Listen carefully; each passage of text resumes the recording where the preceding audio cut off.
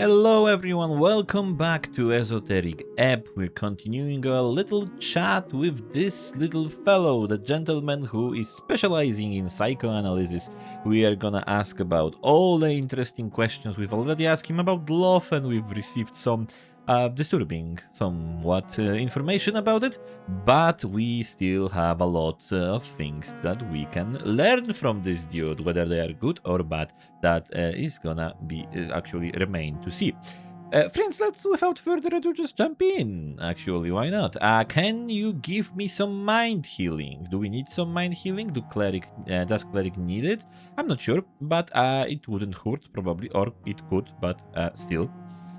Oh, of course. I am, however, a bit swamped in work right now. I will get you a booked slot. Have time after the election.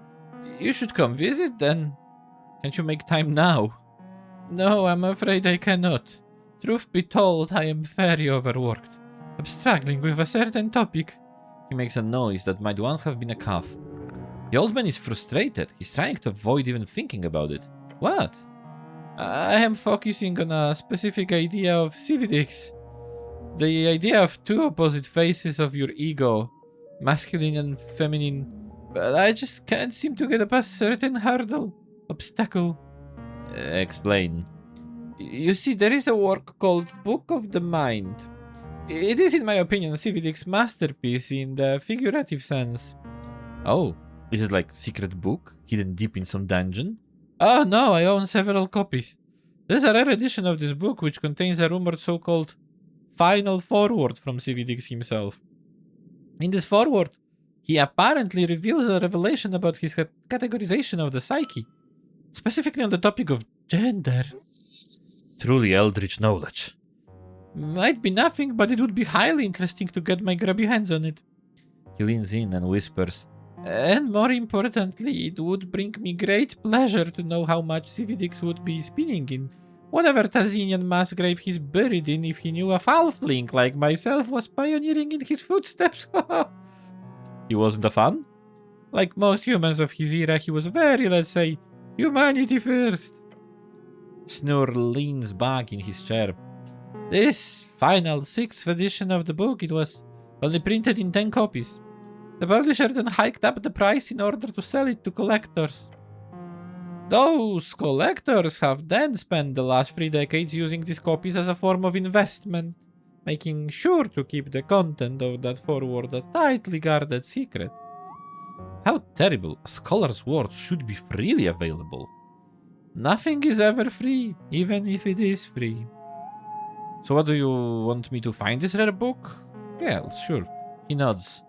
I drank a bit too much the other night, and in my desperation I paid a diviner to cast Locate Object for me. I didn't expect anything, and it was very expensive. However, she actually found it.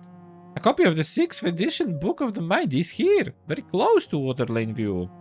And she even told me the exact direction. He points to the floor. About 40 meters, straight down. Is in the city below? Yes, exactly. And you trust this diviner? Well, trust might be a bit strong of a word. But she was connected to the Freeze Riders, and while they are ruthless capitalists, they would not keep a scam artist around. Or, if they did, it would be very funny, of course. And what was the name of this diviner? Lisa, I believe. He sniffs. She used to have a hut on top of the Freeze Rider building. It wandered away, I think. Wandered? He makes little walking motion with his fingers. Skedoodled, as they say. An esoteric house. She seemed kind. I hope she stops working for those fucking parasites. I love this guy for some freaking reason. Snur is just so great. Meters? Right. That is something like 100 feet. 150 maybe. Sorry, the diviner was a free strider. You know how they are like in reads. Silly decimal people. This sounds like a quest. Sure, why not? So many side quests, Snell mutters to himself. Delve into the dangerous tunnels below and get me that book. Don't get yourself killed. And in exchange I will, well, what the fuck kind of reward do you want? You swear a lot. Yes, fuck you! Life is pain, get over it. Snur, please. You should be another cleric. I wanna play as Snur. He's amazing. I want you to teach me how to be a man. Oh my... That is... Oh, that's gonna be potent. No, impossible. Or it's gonna be very, very sad. I have no idea myself. Pick something different. Do you have a magic item or something? He's gonna give me the quill, right? I want you to heal my broken mind. Impossible. No one can fix another's mind.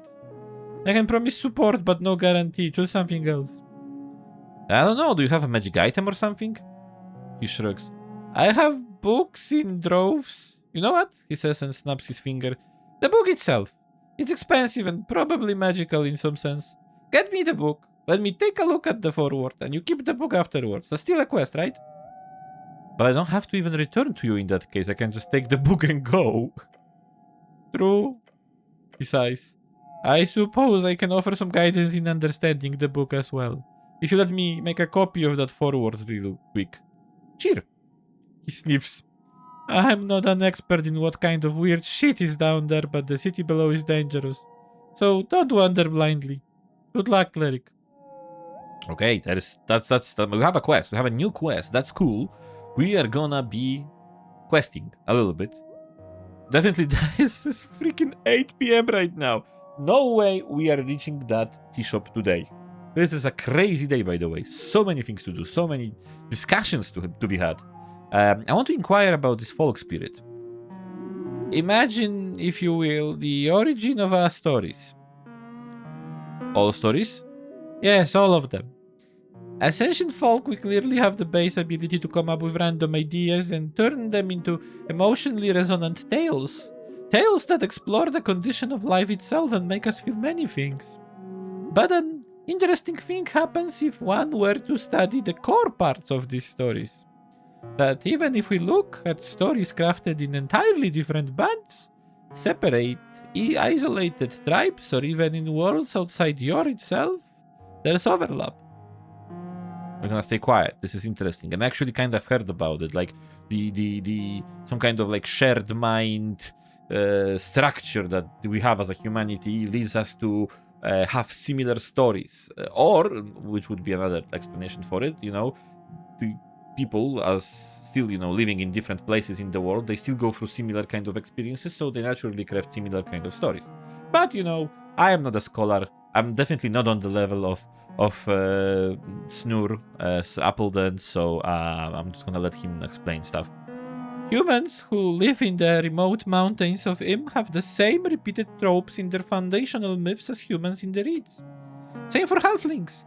The Stormbloods of Kargamesh have the same variation as my people in Fordnip, despite being separated in esoteric evolution by at least 10 millennia. It's as if every folk is haunted by a spirit, like an unconscious collective dream of concepts and ideas that follow us. Even when those separate folk originate from entirely different worlds. Could you imagine? Two folk arrive through two separate gates of yore. They're alien to one another, culturally, spiritually, biologically. Yet they share those core myths. That is what I'm studying. Don't let him rant anymore, please. That is very interesting. Isn't it? Most importantly, it's provable. A unified soul of a people. What happens upon merger? What happens when two folk types merge? Ah, yes. He lifts a finger. No clue. Great. Very, very informative. It is even harder to pinpoint due to the nature of merging cultures. In case like humans and dwarves here in Norvik, there is more data, but not enough to say anything of note. But it seems to me like the folk spirit remains pure in a sense, in one direction or the other. For example, humans can obviously reproduce with dwarves, but the offspring is always aesthetically and biologically speaking very human, which does not make sense biologically. We are scientifically speaking different species. Dogs do not breed with cats, do they? The same effect can be seen in most functional folk mix breeding. Logically, it should not be. Evolutionary adaptation dictates the creation of a mixture, not a one-sided creature. So it is theorized to be some type of powerful esoteric effect that allows this reproduction to take place. In this scholarly community, we call it the Oso effect, one-sided offspring. Huh. What doesn't that mean? The dwarves would eventually stop existing in Norvik and just become human? That is a good question. If two people live alongside one another for a long enough time and they reproduce with another equally, but the offspring are all aesthetically human, then yes. Eventually they would only be one people. And it would be a people who look human. However, there is a big factor in charge here. That is the elusive and enticing topic of mating preference. There is not much proven data I can point to, but if you allow me to speculate, then I would say only a minority of the population of any tribe will ever have a strict preference for mating outside of that tribe. Without a basic assumption like that, I do not believe the tribe itself would remain intact enough for civilization to emerge. So in the case of dwarves in Norvik, I do not believe the two tribes can ever truly merge. Cooperate, yes. Cohabitate, of course. Even mingle and date and crossbreed, absolutely, why not? But merge? No, impossible. Of course, this assumption ignores the also effect, so it feels a bit crackpotty. Take it as you wish. I think we can go on with this topic of discussion. I think we've learned a lot about stuff and mixing of the races, so maybe we move on from this part of the discussion. You think the folk spirit follows the one-sided offspring? Maybe. I have not done enough work to say anything for sure, nor I have been peer-reviewed. Nor am I a very sane or stable individual. He grins. How is it provable? Reproducibility analysis.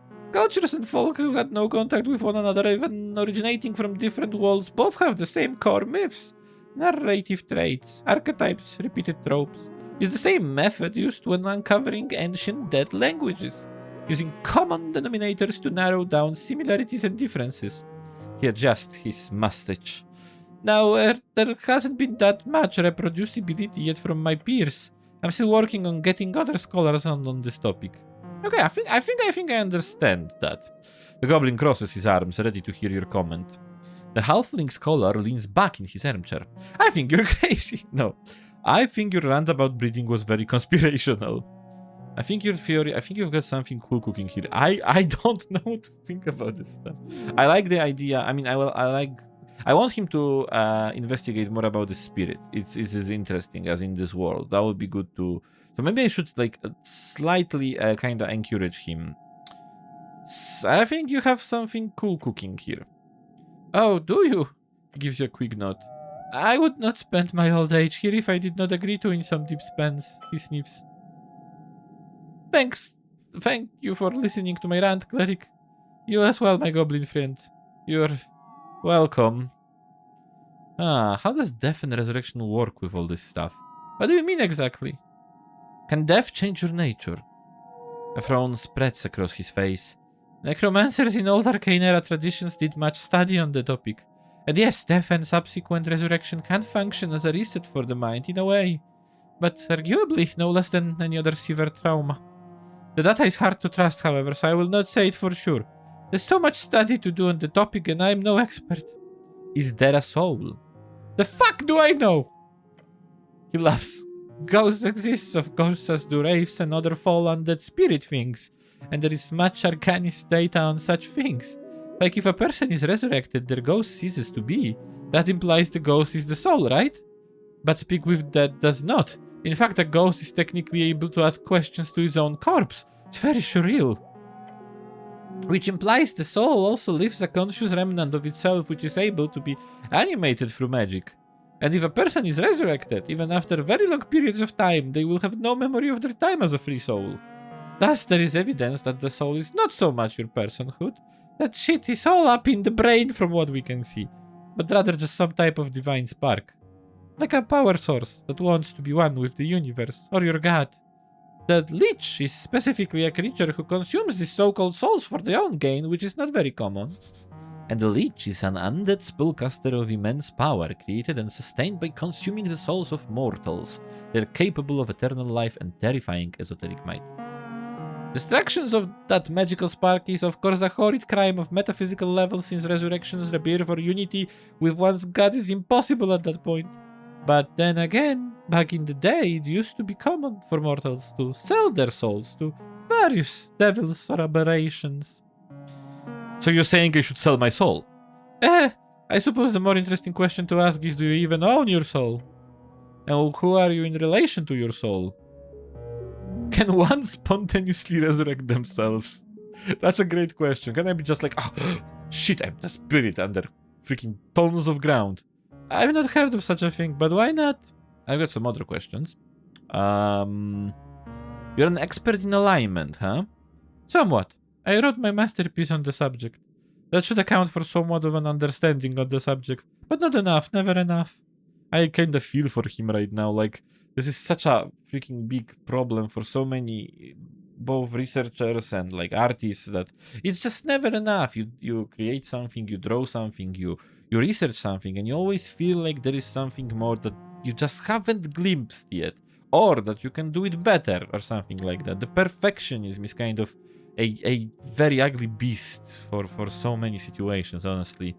And I've just noticed that we're so close to leveling up, actually. This is very, very close for us to reach level 3. So, even despite that we are losing so much time, it's really late in the game right now, we are actually leveling up quite considerably. We will be able soon to actually go into the area under the city where we died in one of the first episodes. It was said that 3rd level is a good level to kind of go there. I don't know if we're gonna go immediately there after reaching 3rd level, but it is an idea. Anyway, can you change your alignment? Of course, any creature is capable of leaning in the axis, depending on their day or today actions. So, devils are just lazy then. He scratches his cheek. Bit more complicated than that. Look, like all things, it's messy. Let's say you're lawful evil. Actually, I wanted to say that I would love to like join a kind of class that is taught by this guy. It is entertaining, and he is talking about interesting topics. And I know that not all of you, most likely, will, be like, oh, this is such a great, a lot of you will be like, yap, he's just yapping. But to me, it actually, it is interesting. Like, I enjoy, learning about different kind of concepts, especially if I enjoy the fact that we are treating, like, fantasy world seriously, like, alignments and stuff like that for TTRPG players who spend a lot of time playing fantasy games. Even for myself, sometimes those concepts kinda, we got used to them, right? They're like there, we don't even pay too much attention to them. Like, I never liked the alignments idea. I prefer the characters to be fluid and to act as they would in the situation, not be guided by the alignment. But if we have alignments, let's fucking treat them seriously, like here. That's cool. I like that. So, let's say you're lawful evil. Okay. You find that being labeled as evil is bad for your business, or your work prospects, as one might. So you choose to donate a large sum of money to a charity that will inevitably help thousands. You might even save some lives with those spent coins. I'm such a good guy. Of course. In this case, you've performed an objectively good selfless action for evil, selfish reasons. So what happens next? He points at you. Nothing. Nothing, but I did a good thing. You remain lawful evil. But let's change the parameters. Instead, you are a lawful evil man who genuinely wishes to repent, to pay for the many evil things you've done in your life before. If this man performs a selfless action with the intention of selflessness, then all of a sudden it will begin a shift in his alignment. Intention is all that matters. Yes. This effect has obviously been studied for centuries. It's aptly named Alignment Intent Studies. I personally received my scholarship through studying delusional intent. We gathered a large amount of very mentally unwell people, mostly from local prisons in post-war Leeds, who truly believed in a very different worldview than most others. For example, this one man was certain that he had to kill his fellow man or the world would end. One murder a week. An extreme delusion. However, any detection spell showed him to be neutral good. And he felt terrible about all the murders he had committed. He was not selfish. In fact, he was more selfless than most, willing to perform acts that horrified him in order to save us all. The objective outcome of his actions mattered not. No more than the outcomes of the actions of a person under a charm spell. Yeah, I mean, it's interesting because, like, the intent obviously matters, right? But, like, he's still killing people. He feels bad about it. It's interesting that it showed that he's a neutral. Was it true neutral? For example, on murder, however, detection, neutral good. That's interesting that he was good in the end. I mean, I know neutral good, but still, I would say that whatever he was doing, he probably would be chaotic neutral. I don't know. It's a matter of perspective, and also, like, I guess this would be a topic that would be discussed by many people to like discern what kind of, like, where on alignment chart would he land, to be honest. But apparently in this place, this would mean that this is a neutral good. Interesting. So what if you're not smart enough to understand your actions? That is what we call the sentience line. It's not exact. Animals, for example, are true neutral by default. Any that is not a pure beast, but rather affected by esoteric forces on some level. That's the theory at least. But imagine imagine a mime. No, imagine a man who loses enough of his mental faculties to be considered a beast, no longer living in a world of good or evil. Let's say he was chaotic good beforehand. What happens to his alignment? Does he suddenly turn true neutral? Is he staggered chaotic good? Or does he somehow slide towards true neutral? Because there's another thing. There is no known way to perform a neutral action.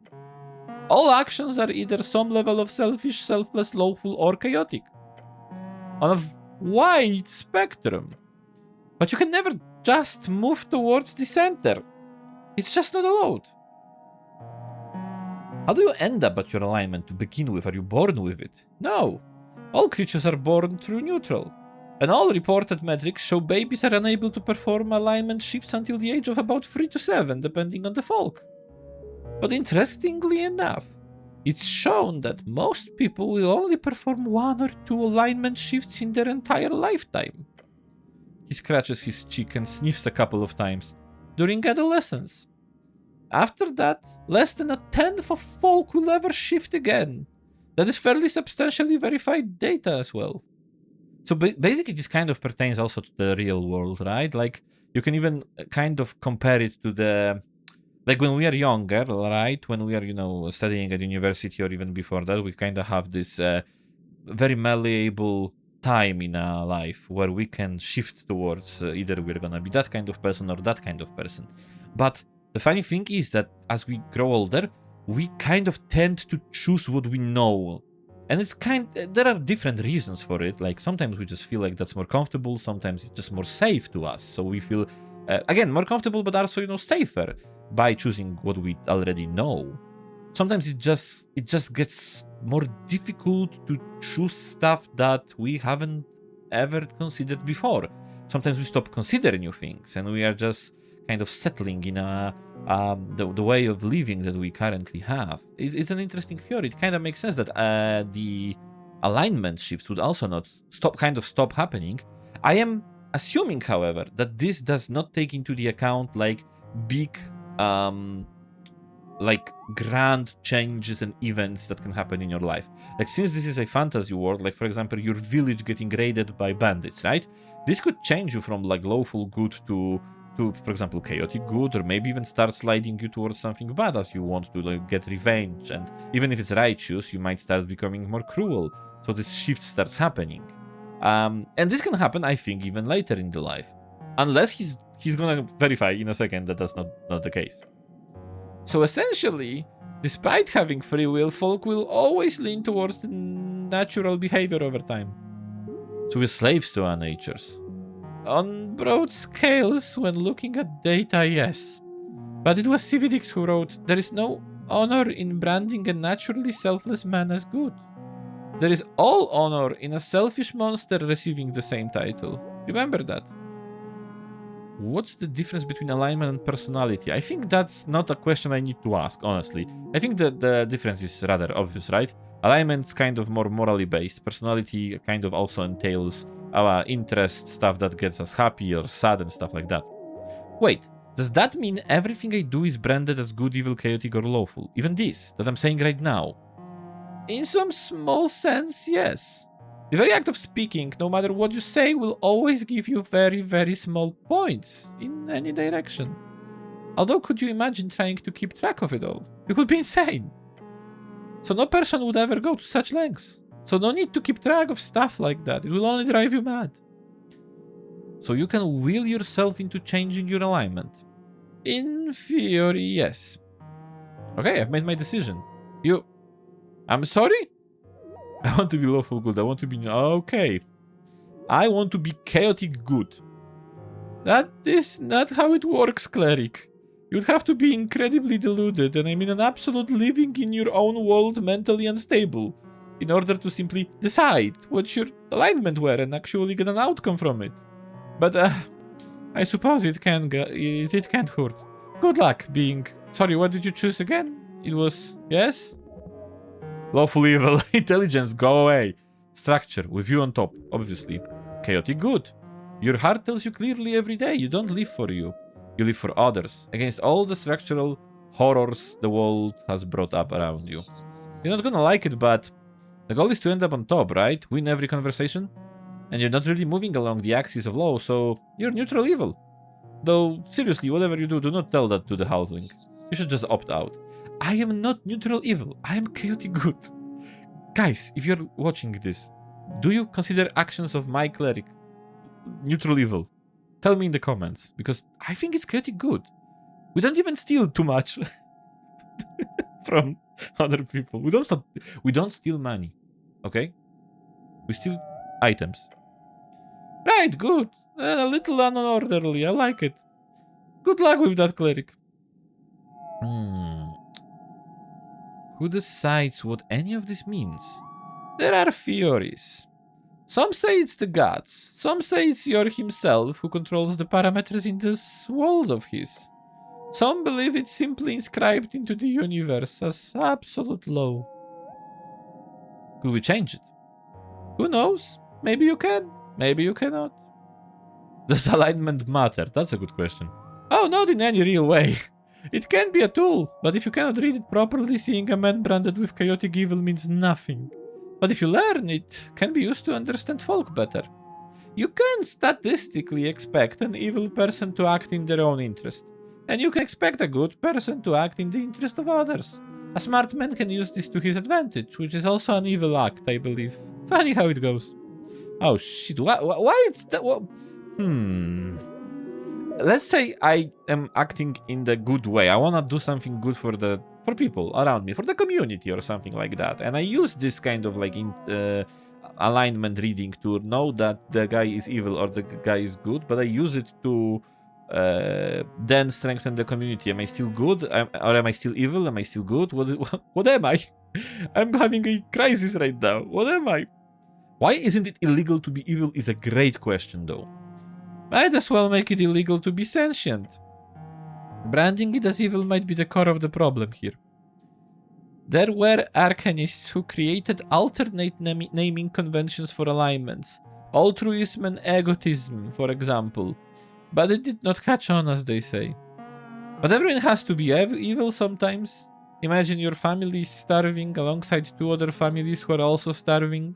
The other families are smaller folk who need only half as much food. Would you feed your own family or sacrifice them to feed the other two families?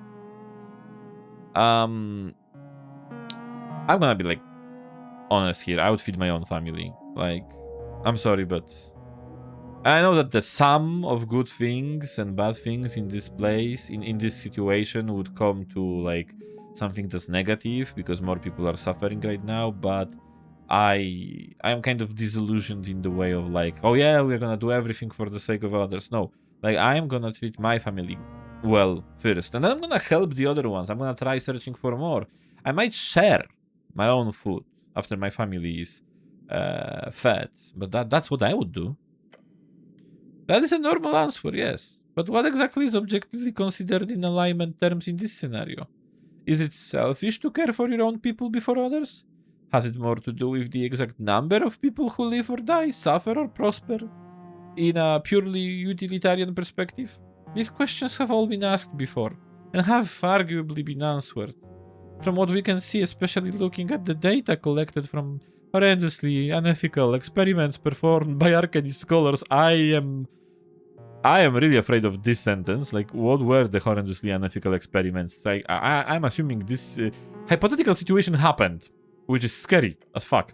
I am not gonna be with Arcanists. Like, I know this is one of the options for like political choices. I am not, after learning that, I am not gonna be with Arcanists. It's just about intention. If a man chooses to focus on his own family but feels really bad about the other starving families, then he will be more good than other man who does not think of the others suffering at all. The proximity rule states that the emotional distance between yourself and the target determines the level of selfishness. If you sacrifice your life to protect your family, that's more selfish than if you sacrifice your life for a stranger. The latter is more good. A rule of alignment. If an action is taken for the benefit of a target, then if said target is closer emotionally to you, it will result in a less good action. If a target is further away from you, such as a stranger, performing selfless actions for them will result in more goodness.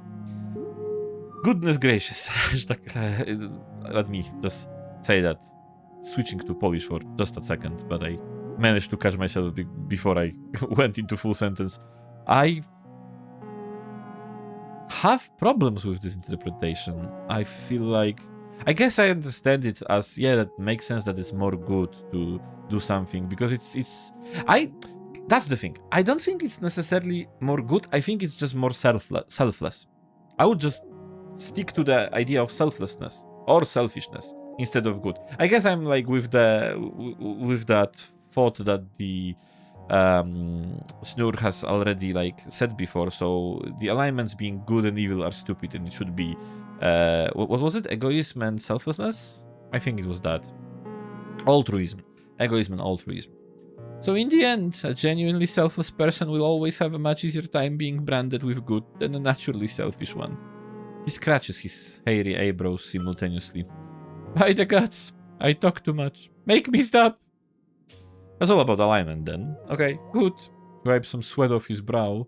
We have already like talked for quite a while with him. The whole episode is gonna be talking with him. I have no illusions or no, misgivings about that. Why don't you use magic in your mind healing? It does not work. Not the greatest arcanists could invent a spell capable of fixing mental unwellness.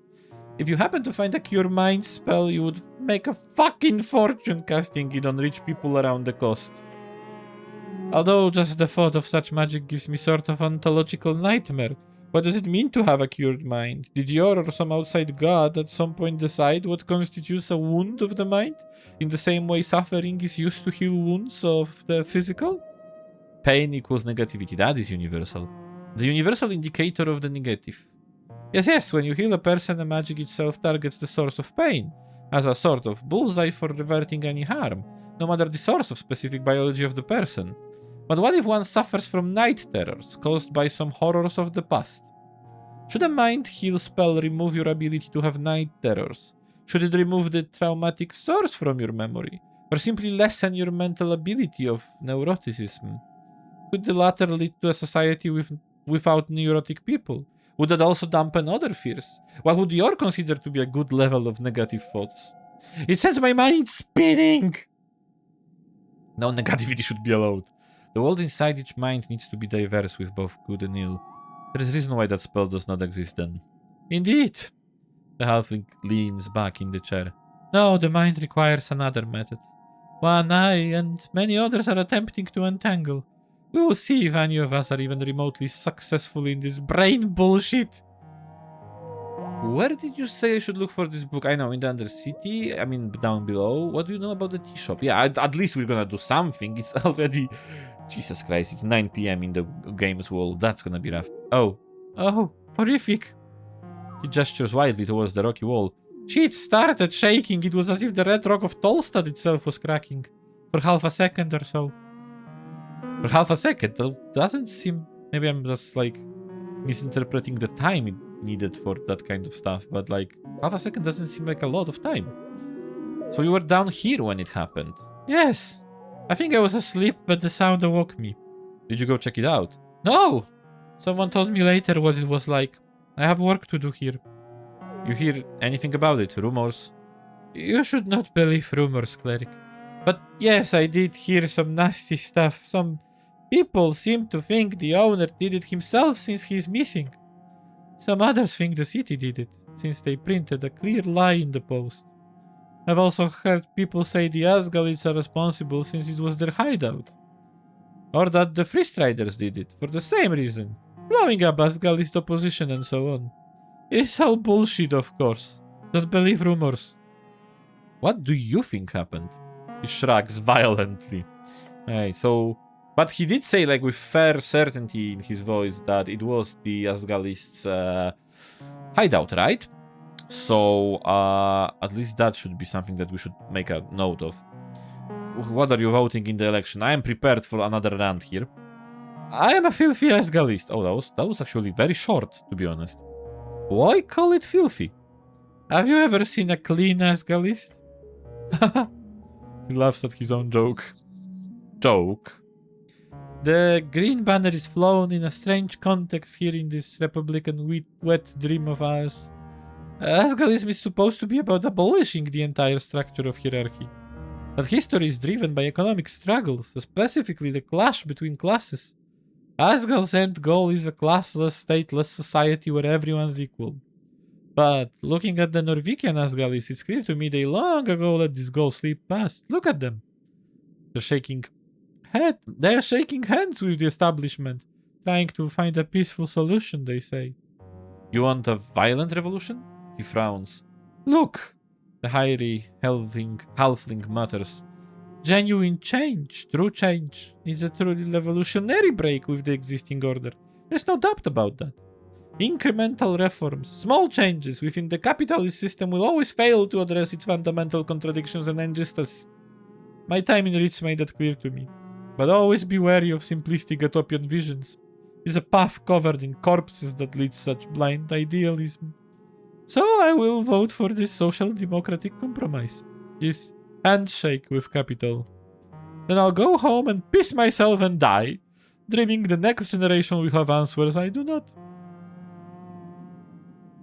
I, on the other hand, am not Asgalist. And Asgalist is too much Asgalism. I hope the next generation votes for violent revolution.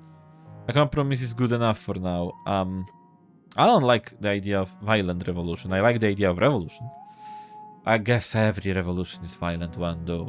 I'm gonna say compromise is good enough for now. You'd think I agreed. Part of me does.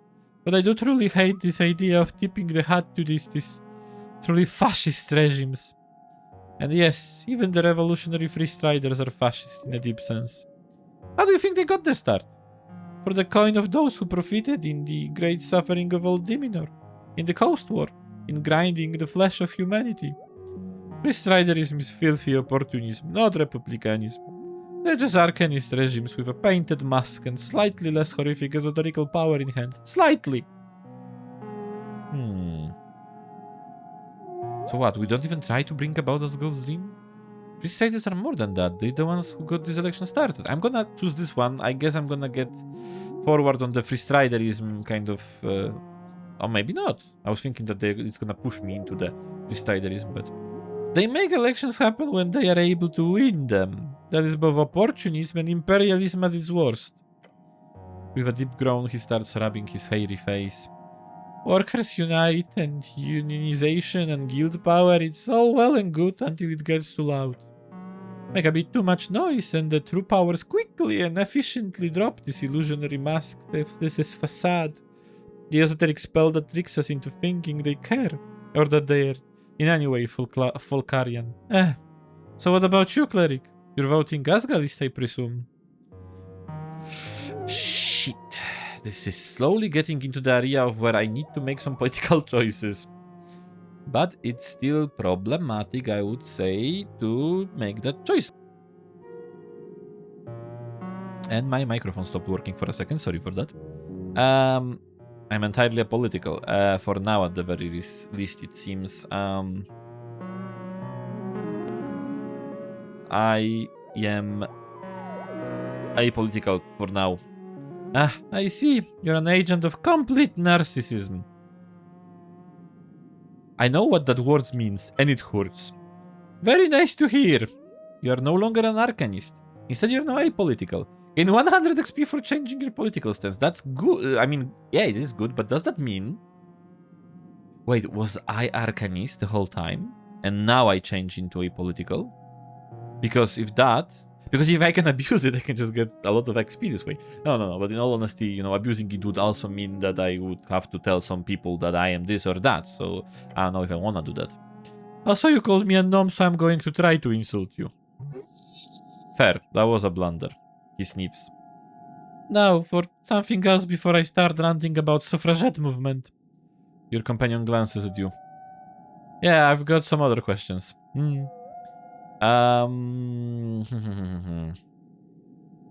Oh, he's not a gnome. Yeah, he's a halfling. I completely forgot about that. You're a halfling, right? Give me your thoughts on the Clanland ordeal. Ordeal? He scratches his nose and looks up into the air. You're not interested? Interested? Of course I'm interested. My homeland is a shell of broken people. The clans and my kin, especially those stuck under the occupation across the Golden Line, which is the geographic barrier and magical wall cutting the clanlands in two. The western side is under occupation of the Golden Horde. This fragile armistice is seen by many as not valid due to the constant guerrilla warfare by halflings stuck on the western side. Clanlands, a term for the unified halfling states in the western Ascan. The official name is the Fort Nib Commonwealth, although many avoid this term as to not annoy envoys of the Golden Horde. The unified states of halfling lands in the western Ascan, also known as Clanlands. They were allies of Norvig in the early day of the conquest. Today, the relationship is strained after Norvig refused to aid them against the Golden Horde. They are being systematically destroyed step by step as the Horde marches into Ascani land. Isn't there peace right now? Peace in the most devious technical sense, yes, he grunts. The Clanland deal, this armistice, was seen by many as a practical solution, since only 2 clans were left to be enslaved and integrated as Horde tributaries. He slams his hand into the side of the chair. It is a band-aid! Celestials view time in centuries while we see in decades at best. Thus they can take one piece at a time with generational acceptance in between. It is the most clean method of genocide, one of radiant ghosts and insidious toxic love. What will happen to them? Tomorrow? Nothing. In a decade? Not much. Fortnib will stand by the time I die. In 30 or 40 years. But by the end of this new era, my homeland will surely be eradicated. That is my estimation. Did you live in the Clanlands? When the Golden Line was drawn? Yes. It's not that interesting, but I was on the western side when it happened. There wasn't enough food to go around, so I pulled some strings to smuggle myself east. It's a whole story. I can't say much more. My clan, the Appledens, all live in Tipbury, so it's not some big personal tragedy on my part. It's more of a folkish distraction, a grander trauma, something generational, even if I was there to witness it. I imagine you would feel something similar about the Coast War. You could write a book on that, it's extremely interesting. I have. Can't get it published though, no one wants to deal with legal threats from the Horde. Fascinating, even in Norvig. Even in Norvig. Isn't there resistance in Fort Nib? Of course, it's a whole damn mess. Ignoring the actual guerrilla resistance west of line, there has been a massive rally around anti-celestial sentiment in the east. So it was celestials that kind of drew the line and separated the area. Interesting. They have attempted sanctions with Norvig, VK, and even Ilm backing. Dwarven slang for Visca, as if it needed to be shortened. Yeah, that's true. Like, it's already like so short. There's even been coast-spanning outreach all the way to Gargamesh to build some type of coast-spanning halfling coalition. Nothing works. The Horde has a finger in most every trade port. They own land and hold strong ties to every regime. Even Norvig has not officially backed their neighbors. Without Urf and with Lady Fair not so existing, they're, as the kids say it, steamed. The kids do not say that. As you can imagine, the halfling population of the hills are not too happy about this, but what can they do? One of 3 unofficial districts in Norvig, basically the halfling district, covered the hills, get it, on the western side of the river. An Asgal victory might change things, but the Free Striders are in the celestial pockets, as are the Patriarchs. So yes, there is a resistance, but as of yet there is no practical way out of this frog being boiled, I'm afraid. He's correct. The Golden Horde is performing impeccably in this geopolitical play. Why do they want the Clanlands so badly? He waves his hand. It's a basic resource conflict. Ember, you know, Electrum. Ah, the Celestials want their magical rocks.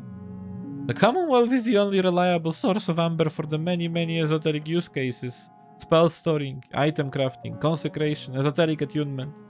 It is an extremely useful material, a powerful one.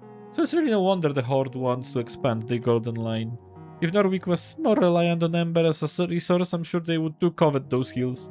But trading with the Halflings does not seem to so different from trading with the Horde, at least not today.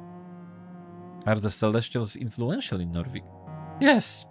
They have a lot of soft power in trade mostly. The Horde ambassador is known to fling their contracts around like a devil in disguise.